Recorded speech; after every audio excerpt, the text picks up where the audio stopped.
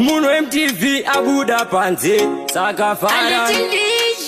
skila daudiwe varipo mupenyu vanopesanisa anasi ndinoda kuvananganisa asolo ndinoda uvazivise klenda ndinoda uvazivise chiko chingatitasa kuenda mberi chingatitasa kuenda mberi kana Mwari vavhura tinoenda mberi ipapo tinomhanya tinoenda mberi chiko chingatitasa kuenda mberi chingatitasa kuenda mberi kana Mwari vavhura tinoenda mberi ipapo tinomhanya tinoenda mberi Ndibeiwa simba nengoni mtire yangu ipanese tundobata